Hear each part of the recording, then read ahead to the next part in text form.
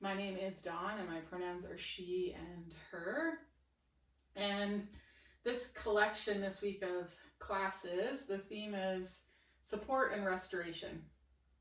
So Monday and Wednesday, we're going to do some stretching and strengthening to support the tissues today of our upper body, and then on Wednesday of our lower body, and then on Tuesday and Thursday, we'll do restorative, gentle yoga restorative practice. I kind of refer to it as Monday we'll build the upper body up, and on Tuesday we'll let it chill out. Sometimes we think we have to relax before we build stuff up, and I've actually found the opposite, teaching my stuff how to kind of engage and support my joints has allowed for greater relaxation. So, but for a lot of years I was kind of told, relax, relax, relax, relax, relax. And I don't know if anyone's ever told you, a spouse or a child, like, relax, calm down, and it doesn't work that way. So figuring out how to engage stuff has automatically resulted in more ease.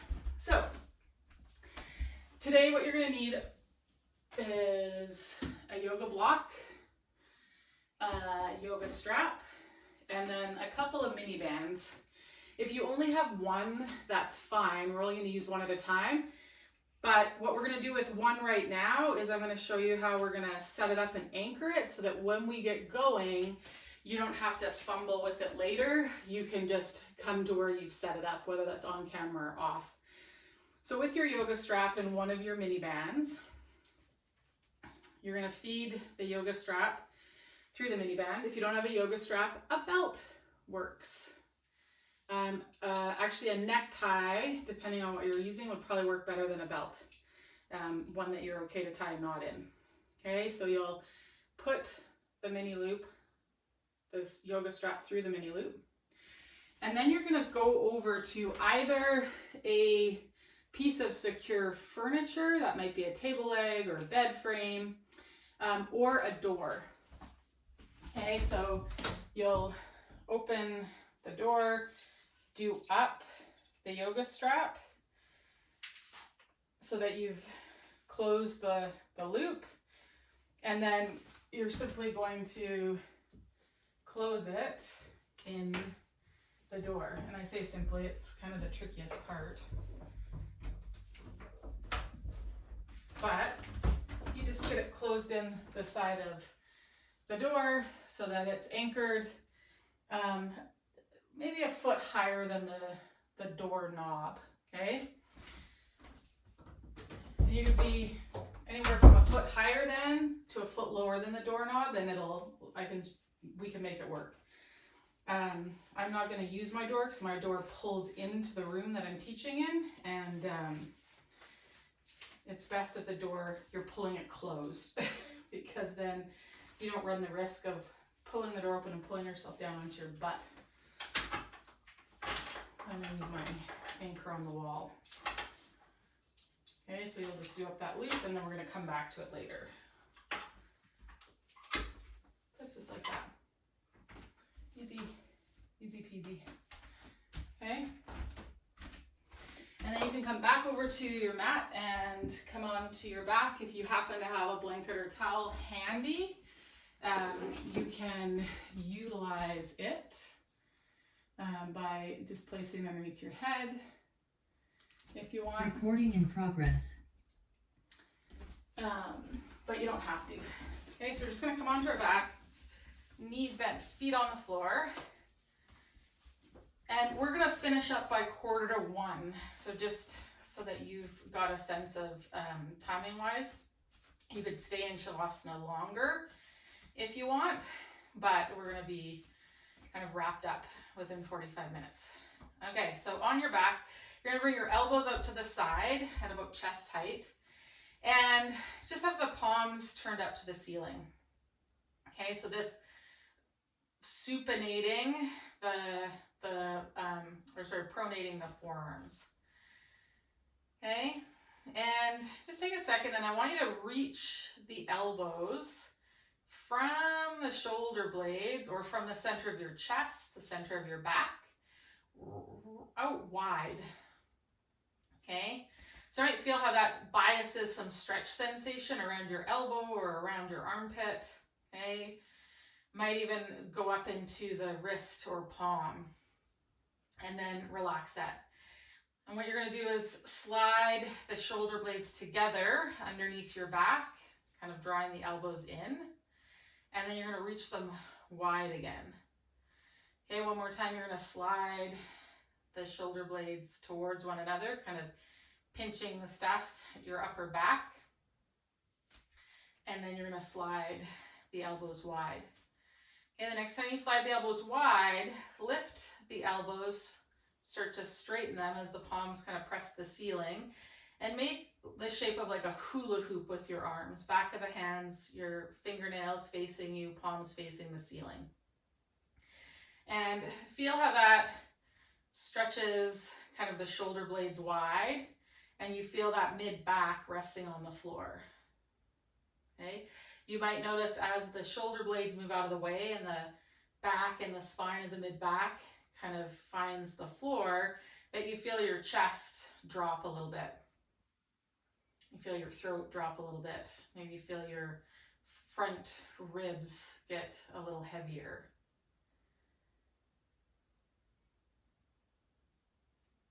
Okay, so with this dropped kind of sense of the chest and throat and front ribs, we're simply going to start to take the arms overhead, keeping the bend in the elbow, and then bringing them back.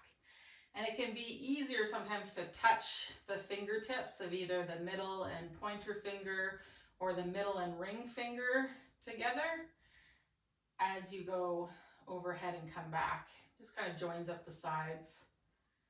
It's a little bit less noise for the nervous system to try to pay attention to.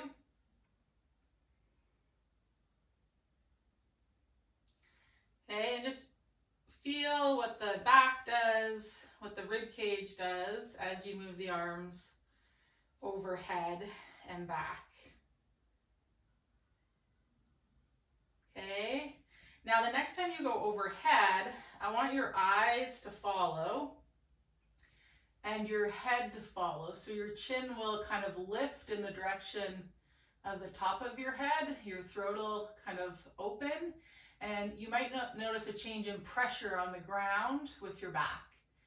And then you'll bring the hands back, let the gaze and the head follow over top of the chest. And we're going to do that one more time. So taking it over, letting not just the gaze, but the position of the head change to keep the hands in your peripheral vision as you go overhead. And this time as you come back to that start, now we're going to take the hands in the direction of the pelvis or the pubic bone, and we're not going to move the head. And then we'll bring the hands back over the face, and again down to the pubic bone, not moving the head, just noticing the rib cage, the spine. And this next time when we take those hands down towards the pelvis, we are going to let the gaze follow and the head position change, and the head can actually lift up off the ground. So you'll feel how lower down on the ribs and the spine gets in contact with the floor as those shoulders lift up. And we'll do that one more time. So we'll take the fingers down towards the pubic bone. Once they move out of your peripheral gaze, you're going to nod the head and peel up those shoulders. And then lower back down. And you're going to let that go and just rest your arms at your side. So connecting kind of the visual field with our movement, you may have noticed different things than when you've, say, curled up into a crunch before, where the focus has been more the abs, okay? Connecting and having an intention to move somewhere and taking our vision with it is going to have our body recruit differently than if the intention is kind of removed from that visual field, okay? And so I hope you guys kind of felt some different things, just tying the movement with where we were gazing. Okay, we're gonna lift the arms up, that same position. Okay, reach those elbows wide and kind of press the palms towards the ceiling so you feel possibly a stretch between the shoulder blades, but more importantly, we feel more weight kind of in that place between the shoulder blades as they move out of the way. And in this time, instead of going up and down, we're going to take the arms and let the shoulders and rib cage and the head roll to the left. And then we'll bring it back up center. And then we're going to roll to the right. So the hands initiate the movement, the gaze and the body follows. Go left again.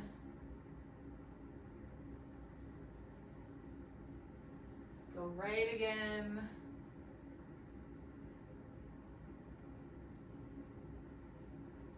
Okay, this time when we go left, just take the eyes, but try not to move the head. And don't go to the point where you strain, just go to where the eyes can easily see your fingernails through your periphery, and then you'll go to the right. Notice what happens with your breath, the tone of the muscles of your face, mouth and jaw.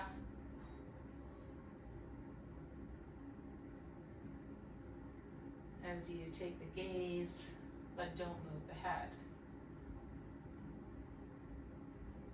You might notice a change in the tone of your midline or the muscles of your low back, muscles of your neck. And then relax those arms by your side.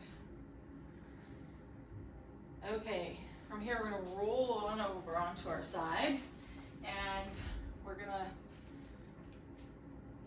come up. So we're going to take our mini band, our second mini band, and place it on our forearms.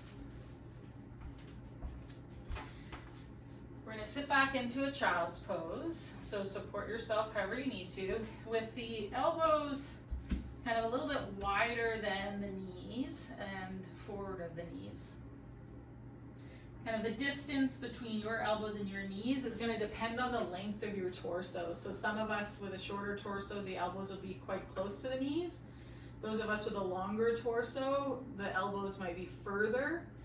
But also watch that where you place the elbows doesn't bias extension. See how if my elbows are out too far, my chest kind of drops and I start to extend the spine. Whereas when I bring the elbows in closer to the knees, I kind of bias my spine into a position of flexion. And it's not that one spinal position is better than the other, but if this is my spine, my vertebrae are 360 degrees. So if I extend the spine, do you see how the vertebra along the front of my body, those facet joints then get a stretch? And if I flex my spine, these front facet joints close and the back facet joints and the tissue there come under a stretch, yeah? So we're wanting to bias the backs of the facet joints with this, okay? Which is why we want to have the spine in a little bit of flexion.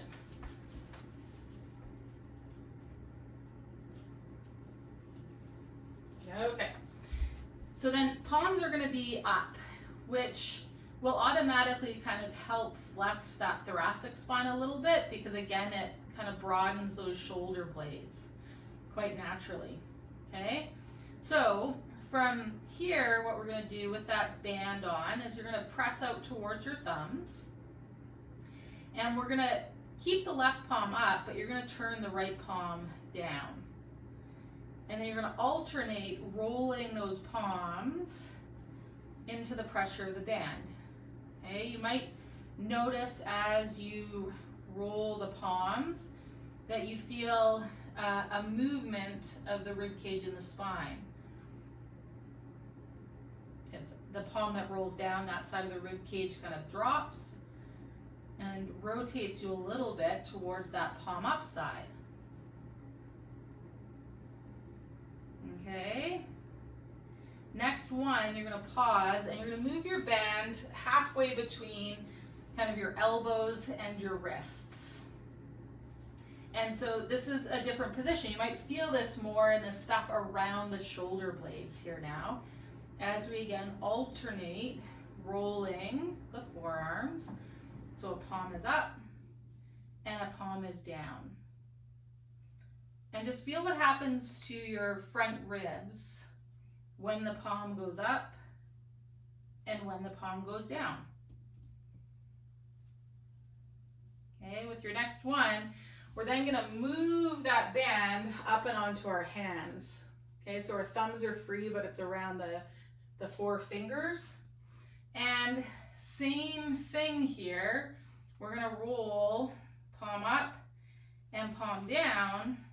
And you might notice that without out at the hands that you feel more stuff just having all the stabilizers around the shoulder socket and around the shoulder blades are under a bit of tension and load as we, Skipper, as we rotate those palms. Okay, you can press out a little bit less as things kind of fatigue. Keep the forearms heavy into the floor. Slow, slow, slow, slow, slow. Again, feel for how the rib cage and by extension in the spine kind of moves as you alternate those palms. And we're going to let that go. Scoot that band out to the side. Both palms are up. And we're going to slide that right palm forward, turn it palm down, and slide that palm across so it's in line with the left fingertips roughly.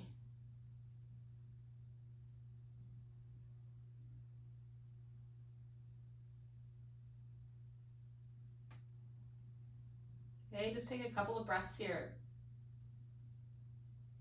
You might think about expanding that left side of the rib cage as you breathe in.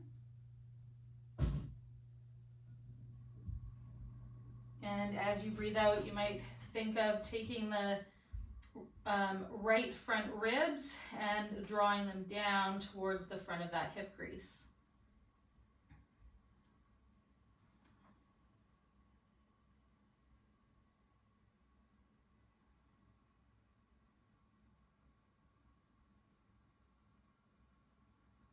Which will decompress and compress the hips a little bit differently. Okay, then we're going to slide that right arm back over, turn that palm up, and then we're going to slide and reach that left arm forward, turn the palm down and reach it across so it's roughly in line with the right fingertips. This time inhaling, trying to stretch and lengthen that right side of the rib cage with our inhalation. And as we exhale, think about that left front lower ribs dropping in and down towards the top of that pelvis.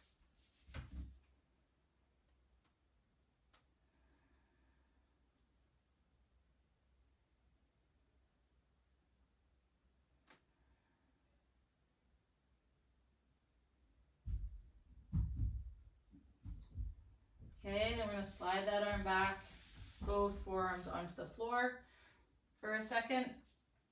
And then we're going to slide that right leg back so the toes are tucked under.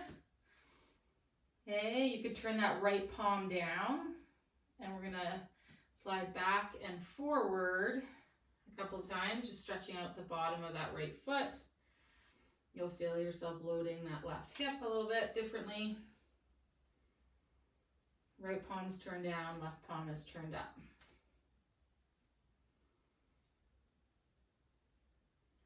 Okay, then you're going to release that knee to the floor, slide it up to the side and back underneath. Flip which palm is up and down. So right palm is up, left palm is down. Slide the left toes, that left leg out long, tuck the toes under, and you're just going to rock yourself forward and back.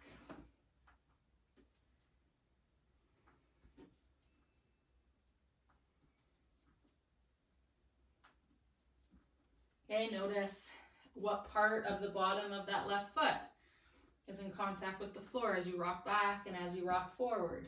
See if you can feel all 5 toes. Okay, then you're going to release that left knee, slide it out to the side and back underneath, and walk the hands to the knees. You're going to bring yourself up. We're going to grab our band again, and this is for our neck. So, a couple of things I want us to do before we go down so that you have a sense of the position that we're going to do with the head. So we're going to bring our fingers just below and kind of in front of the earlobes, and you'll feel the bone of your jaw. Okay, so the mandible is like an arm or a leg. It's a limb of the skull. Okay, the skull is a separate structure from the limb of the mandible. So you're going to take your thumbs, relax your jaw, and you're kind of going to push your jaw forward, give you kind of an underbite. I think that's what it's called, where the lower jaw, the teeth, come forward of the upper jaw. Okay, and then just relax, and you're going to let the thumbs kind of slide along the jawline. And you're going to keep reaching that jaw forward, but release the fingers. See if the tongue can just stay relaxed. Okay, let that go. We'll do that one more time. So when we get into position, when I say we're going to create an underbite, that's what I want us to do. Okay? So again, we're going to press with the thumbs that draw kind of forward. It's forward and up. Can you feel the difference when the mouth is closed and the teeth come into that underbite? Compared to when the mouth is open or agape and that jaw comes forward. There's a different sense with our soft palate and kind of the muscles around our eyes and the other muscles of the face. So when you do the underbite, see if you can find it with the mouth closed and the teeth forward. I forget what those dogs are, but they're stinking cute. So we're all going to do that. Okay? And I want us to keep that underbite when we do draw the head back. Lots of times, if we keep the jaw where it is and then we draw the skull, it's actually up, but it's also back, but it's back and up. And we'll kind of create a double chin. When our jaw's in a regular position, if we're used to using our jaw to kind of move our skull and using it as a bit of a splint, we won't get into the neck, the deep neck flexors, and we won't stretch the back of the neck extensors, okay? So you'll feel the difference. So you can play with both kind of having an underbite, not having an underbite, but here's what we're gonna do. So we're gonna put the band around the occipital ridge, so that bone that we can kind of cup with the back of our hand, okay? We're gonna come down onto those forearms again. I just kind of hook it in my thumbs, okay? And then you're gonna create that underbite and press up into the band. And hopefully you feel the back of the neck lengthen when you do that. And the crown of the head, if we were against a wall, it would kind of push into the wall a little bit. So you'll come into that position, keep that underbite, and then relax. And we're going to do that a few times. See if you notice, if you kind of do it on an exhale, see if you can also do it on an inhale.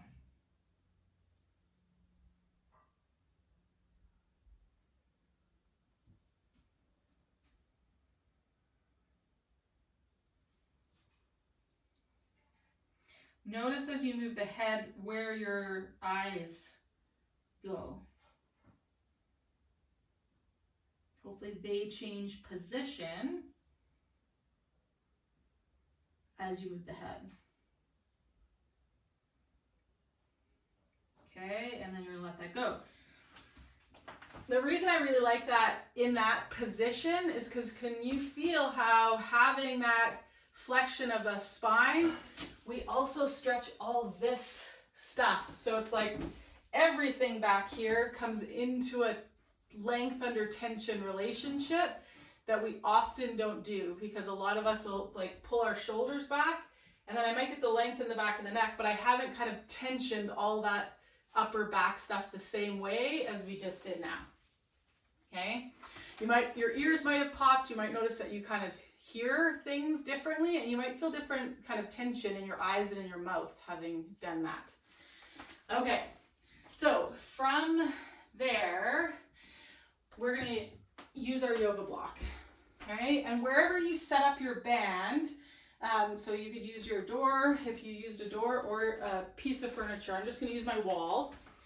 And we're going to set up just so the balls of our feet are in contact with either a substantial piece of furniture or the wall.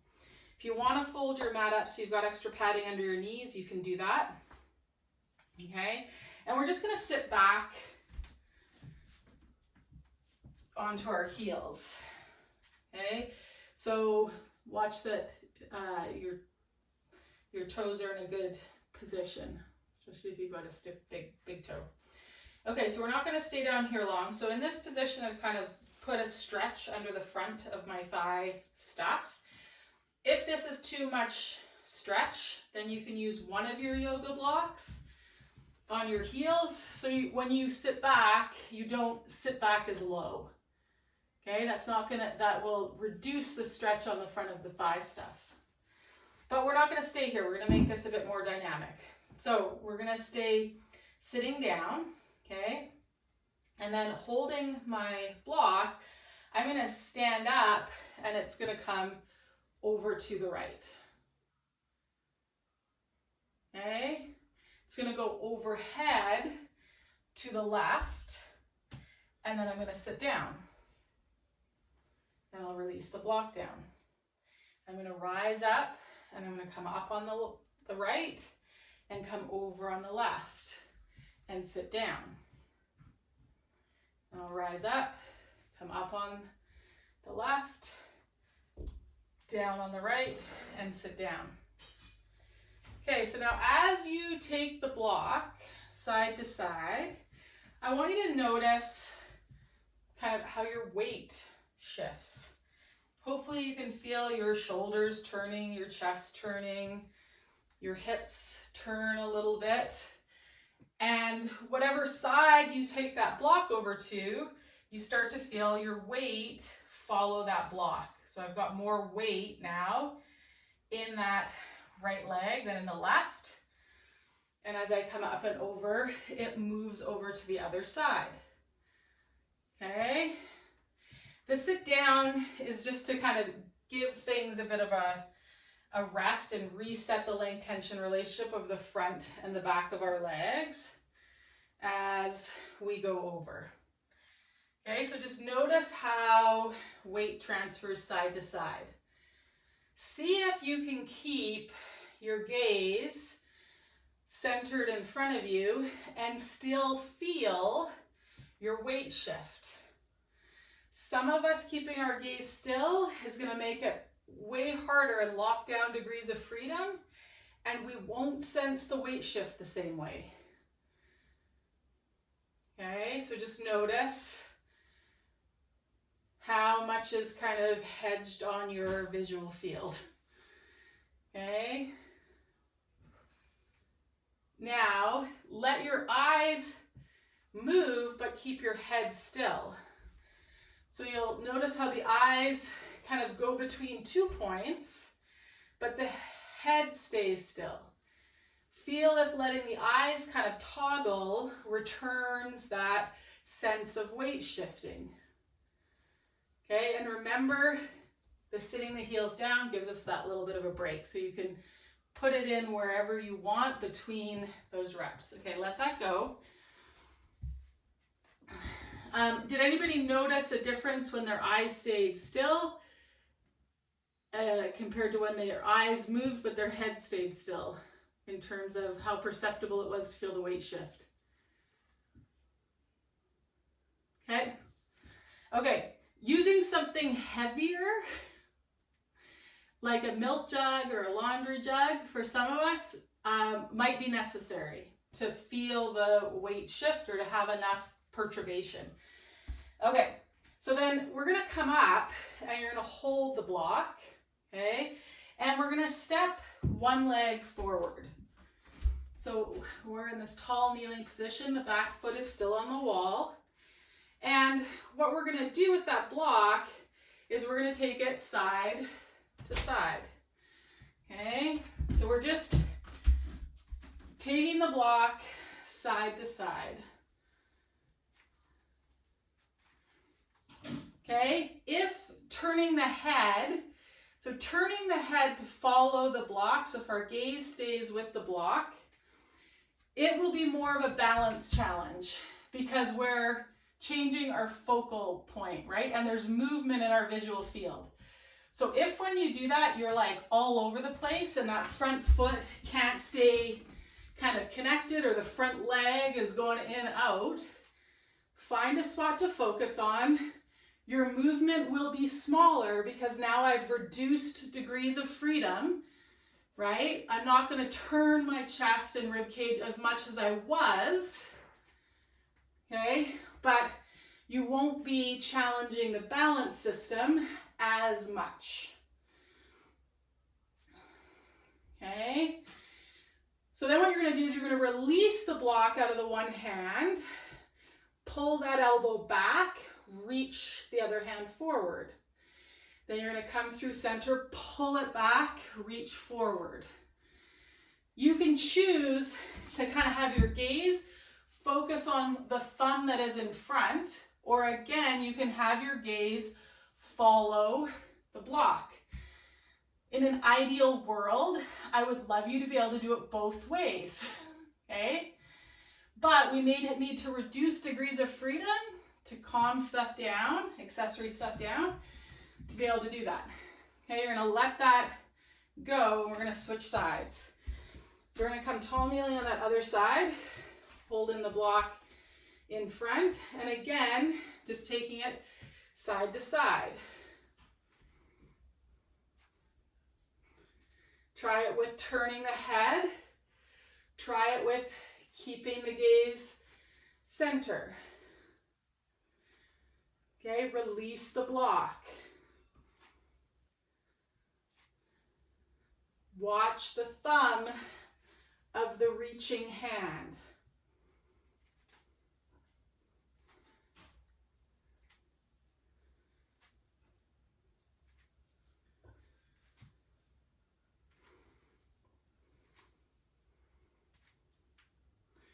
Okay, let that go.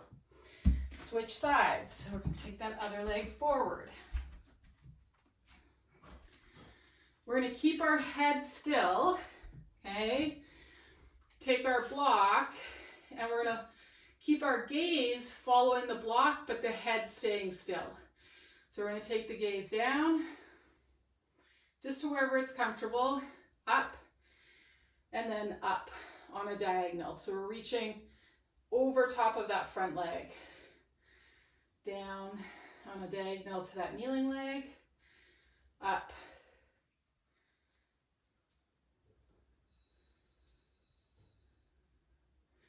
Keeping the head still. Okay, switch sides. So keep the head still. You're going to track down in front of that kneeling leg, up on a diagonal.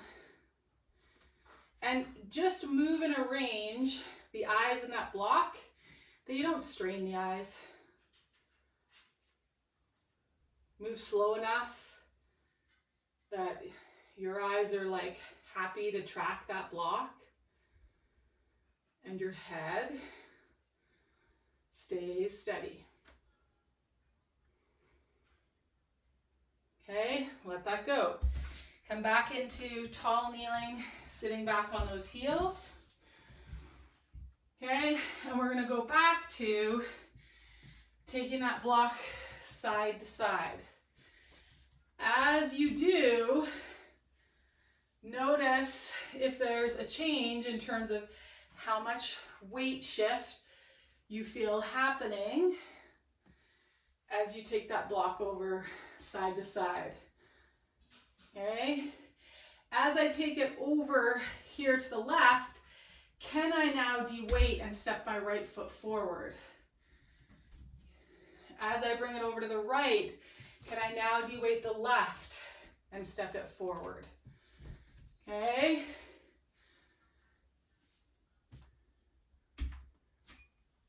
Creating stability on one side with the weight shift and freedom of movement on that other side. Okay?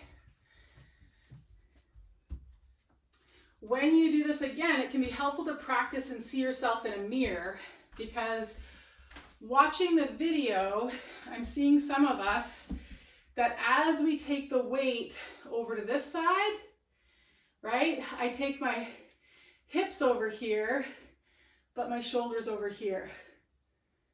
So I haven't transferred my weight. I've just moved my pieces to offset one another, which won't feel like a weight shift in the legs, okay? And it'll be near impossible, or you'll find that you really have to then lean out over this side to step this leg forward, okay? And the weight shift isn't so much this. Watch my pubic bone.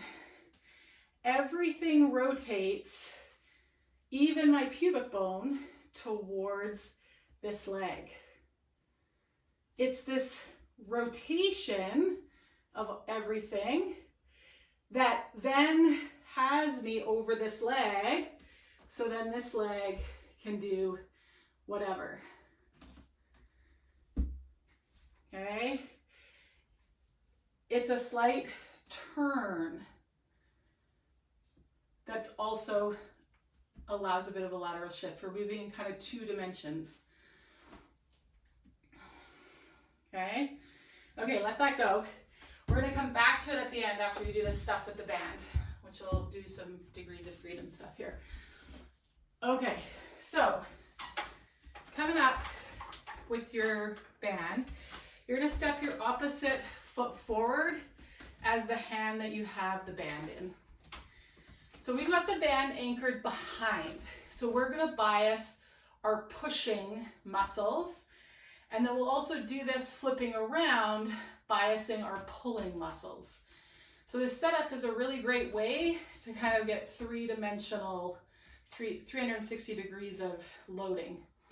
So from here, I'm gonna reach my other hand forward, and then all I'm doing is, and I want to be close enough to that anchor point with a light enough tension on that band that I can push that forward and turn myself towards that front leg, and then decelerate to come back. I'm going to push. Okay, I'm going to decelerate and come back. I'm going to push. So with the block, we were kind of focusing on pulling the block back. Now we're focusing on reaching that arm forward. Hopefully you feel that front leg obliques sling as you turn. Again, there should be this slight kind of movement of the pubic bone towards the inseam of that standing leg. Okay, you might feel that butt cheek on the back side. Okay, good. Let your gaze go wherever it goes. Okay, the next time we punch forward, stay here. Now keep this rotation of the body. You're gonna let the arms start to come up into some flexion. Then you're gonna let it come into some abduction. Stay rotated. Your core is like, woo, woo, woo, woo. Your butt on that back leg might be kind of, and hamstring all of a sudden kicked on. Push and adduct that arm. Unrotate. Okay, we're gonna do that 2 more times. So rotation and then anti-rotation, okay? Punch. Keep this body position. Bias flexion of the shoulder. Bias abduction of the arm and shoulder without untwisting. And then bias adduction and untwist. Good. Okay, you probably felt lots of different accessory muscles of the lower leg and of the lower body have to like kick on or you're gonna unrotate. So we're gonna do that one more time. Small change, okay? Punch, lower down, okay? Keep punched, find flexion. Abduction. For some, this might make this easier. For some of us, this might make this harder. Adduction. And unrotate. Okay, so we're going to stay with that arm, and we're just going to flip. Opposite foot forward, opposite leg back. Oh, no, I fibbed.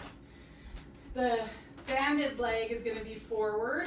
Okay, pull and untwist. Pull and untwist. I want you to have an eye towards, as you pull, neck stays long. So we don't pull up, we pull back. Okay, let the band go for a sec. Just wherever you're standing, let your arms hang at your side. I'm going to turn sideways so you guys can see. Pinkies are on the sides of my pants. I'm going to slide the pinkies up. As I do that, my elbows go back, okay? My shoulders don't go up. So shoulders stay down, elbows go back.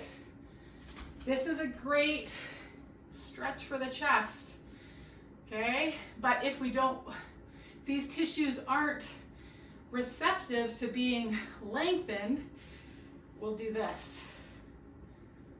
Okay, so think of this is what you want to bias, elbows back.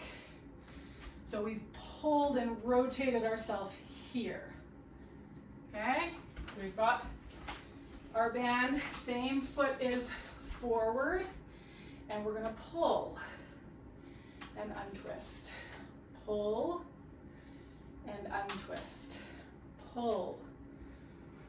The pulling is sometimes easier for some of us to feel that turn towards the inner thigh of that front leg. Okay.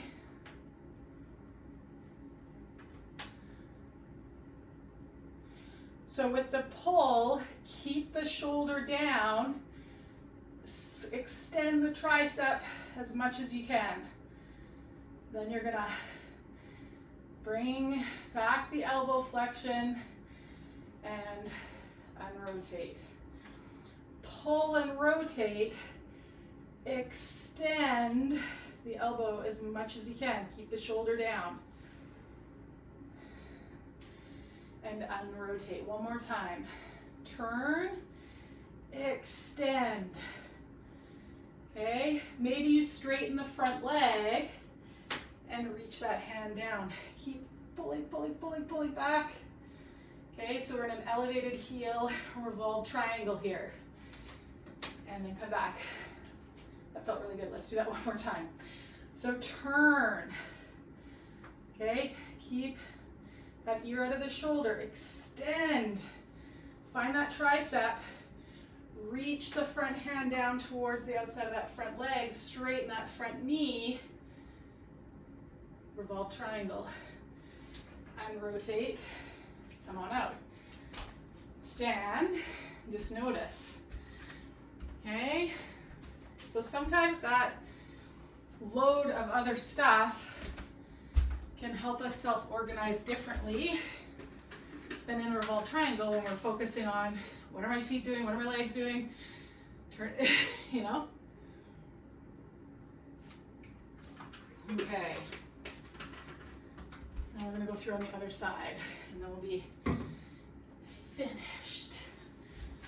Okay, so set up that band across the other shoulder. Okay, folding it here. We've got that opposite leg forward. Okay, your back, your front knee's bent. Your back knee could be bent or it could be straight. I want you to have the knee in a position where you feel like, you know, if I ask you to jump up in the air, like your back leg is participating. Okay, we're gonna turn and then unrotate. Press and turn. Okay, unrotate. Press and turn.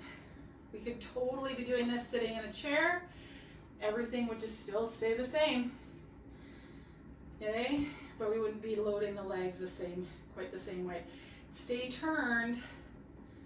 Let that arm come up into flexion. Out to abduction. Woo. Okay, adduct it and rotate. Okay, one more time like that, then we'll drop the back knee. Turn. Okay, flexion, out to the side. Stay rotated with that chest. Whoo. That back leg has to work. Adduction, and then let it unturn you. Okay, this time we're going to lower that knee to the floor. So you're going to turn, drop down.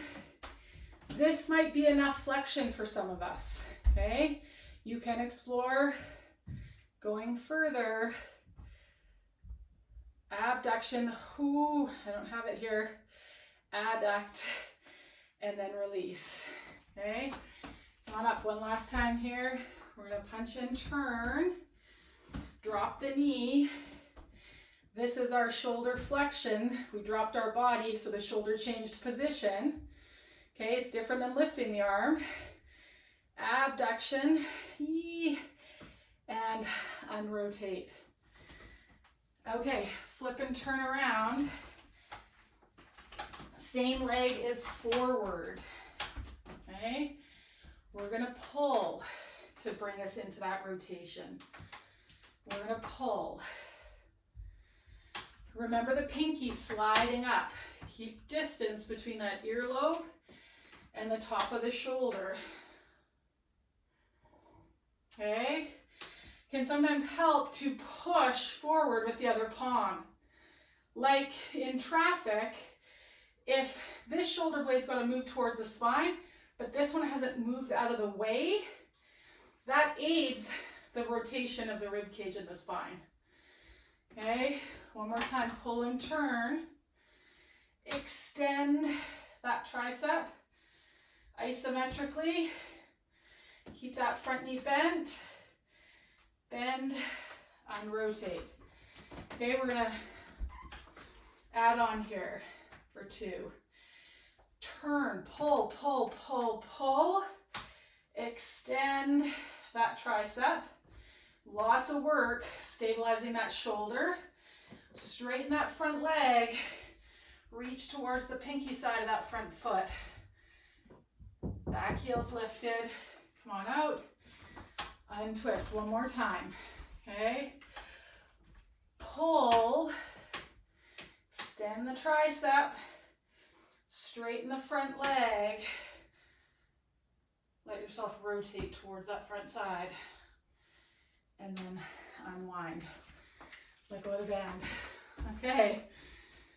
Now, last thing before we finish, let's come back and just check that weight shift. Okay, so holding that block, if you had a hard time feeling the weight shift last time and you want to try with something heavier, it might help you feel it. It might also take you out of zagging to the other side with your upper body to counterweight it, okay? So we're gonna sit back on the heels, balls of the feet into the wall, press the balls of the feet into the wall, toes into the floor, come up and over to the other side, up, over to the other side. how you feel yourself shifting from side to side. I can see some of you, it's different. Okay, how's that feeling? Having done what we just did. Okay, awesome. Thank you, Diane. Okay, if you have to run, go for it. I'm just going to bring us down into the ground, and we'll check in with how our body feels on the mat. And if you want to stay for a few minutes and just give yourself a chance to kind of integrate. If you need to run to your next thing, maybe just want to close your eyes for the next 5 breaths. This is a pause and kind of a palate cleanser before you go to your next thing. Okay. So knees can be bent, feet on the floor, or you can extend the legs out long.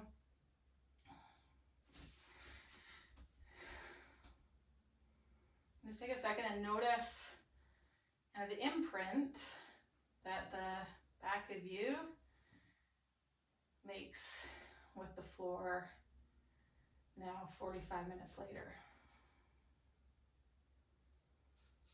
I know our breath and heart rate might have elevated with that. It might still be up. So I'm just going to invite you to breathe in and out through the nose. And with each breath, see if you can find less and less disturbance of the hairs of the nostril with each inhalation. The air just whispers in nice and easy.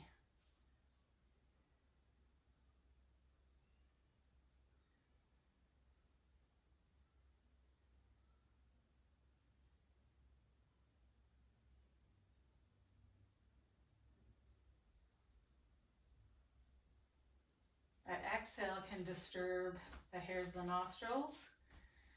But see if you can have the inhale be so soft, so gentle, so light.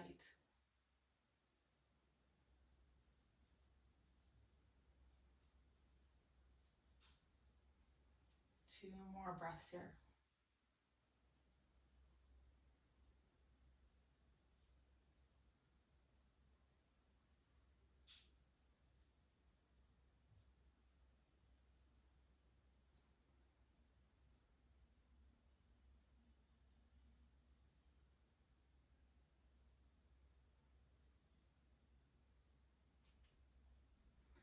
With your next exhalation, roll onto a side.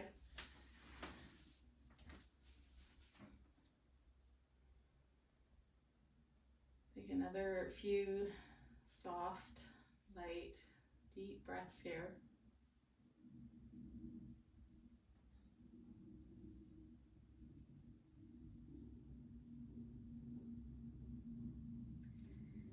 And then let your forehead roll to the floor. Use your arm and hand to press yourself up.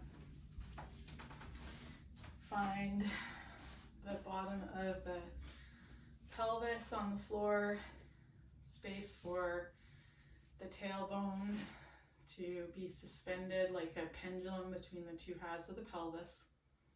Hands can rest on the thighs and your lap, or you can bring the palms together, thumbs just to the left of the breastbone in Anjali Mudra. Maybe breathe in and the sides of the mouth lift up into a smile. And exhale out. Just one thing you want to remember from class today, whether it was an insight or an awareness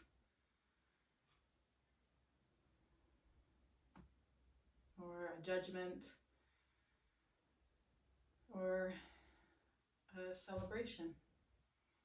Om Shanti Shanti, peace.